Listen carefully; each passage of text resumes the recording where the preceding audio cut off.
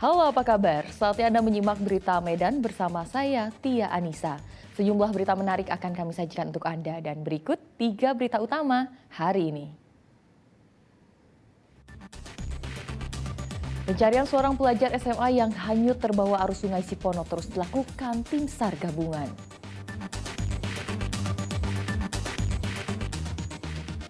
Tim forensik Rumah Sakit Umum Pusat Haji Adam Malik Medan ditugaskan mengautopsi jenazah calon Bintara Polri yang tewas di Sekolah Polisi Negara Polda Lampung.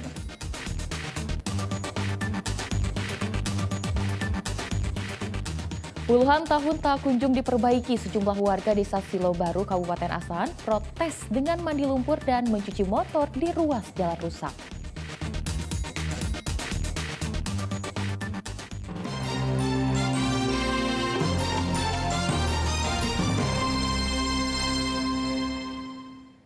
Kita ke informasi pertama. Pencarian seorang pelajar SMA yang hanyut terbawa arus Sungai Sipono sejak Senin lalu terus dilakukan tim SAR gabungan. Korban diduga terjatuh dari sepeda motornya di jembatan Siponot dan terperosok masuk ke dalam sungai saat hendak ke sekolah.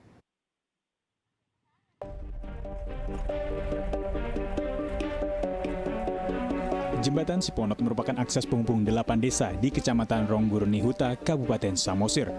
Jembatan ini digunakan oleh warga dan para pelajar untuk menuju ke sekolah.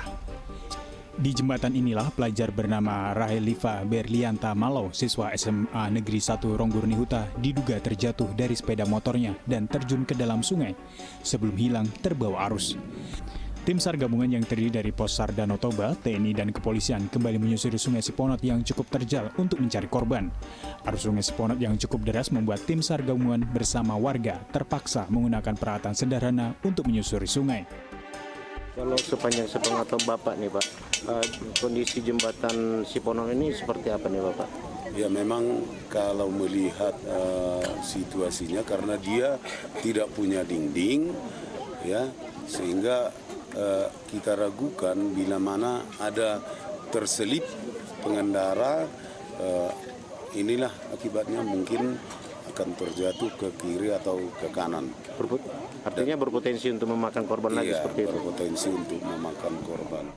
Warga yang ikut melakukan pencarian berhasil menemukan tas sekolah yang diduga milik korban. Keluarga dan orang tua berharap korban dapat ditemukan. Rian Asmara melaporkan dari Kabupaten Samosir.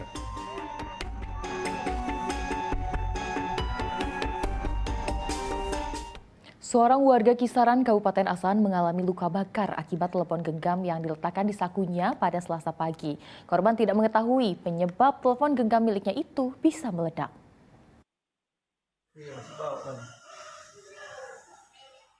Yasir Ulhaki, warga kota Kisaran mengalami luka bakar pada tangan dan paha kiri akibat ledakan telepon genggam. Awalnya, korban pergi meninggalkan rumah mengendarai motor dengan telepon genggam yang diletakkan pada bagian saku sebelah kiri.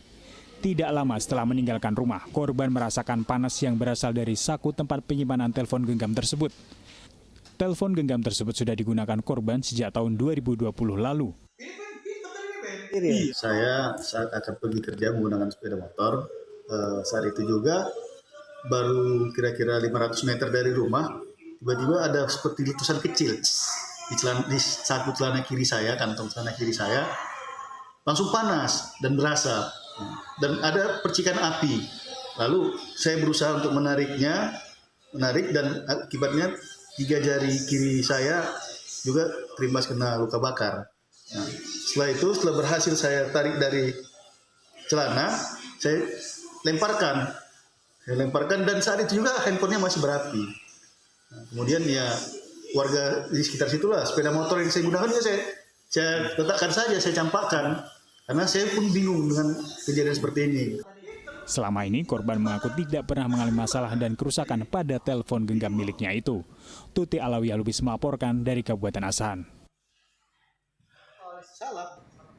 2 dokter spesialis forensik Rumah Sakit Umum Pusat Haji Adam Malik Medan ditugaskan mengautopsi jenazah calon Bintara Polri yang tewas saat menjalani pembinaan fisik di Sekolah Polisi Negara Polda Lampung.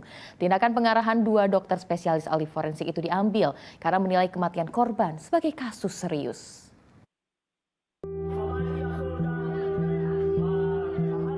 Kematian Advent Pratama Telaum Banua, siswa Sekolah Polisi Negara SPN Polda Lampung ditangani khusus oleh Rumah Sakit Umum Pusat Haji Adam Malik Medan.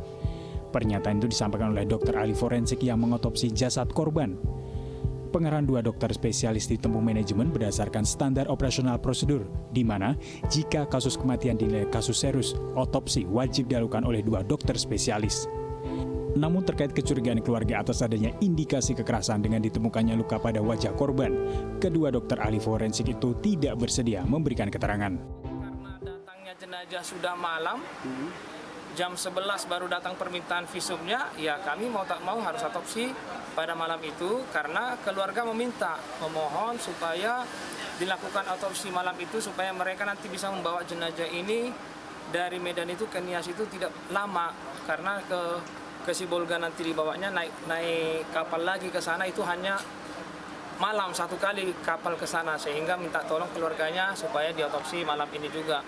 Yang seharusnya rencana kami itu adalah tanggal 17 pagi mau kami rencanakan, tapi kami berdua sepakat kita lakukan aja malam ini supaya membantu keluarga supaya jenazah bisa dibawa besoknya untuk bisa dibawa ke Nias. Sebelumnya, keluarga korban meminta dilakukan otopsi jenazah.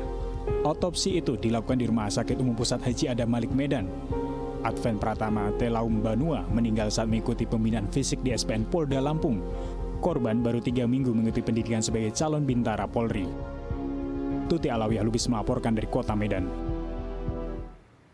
Suami Wakil Bupati Labuan Batu dilaporkan ke polisi atas dugaan tindak pidana pencabulan terhadap seorang remaja berusia 15 tahun. Korban adalah kerabatnya sendiri.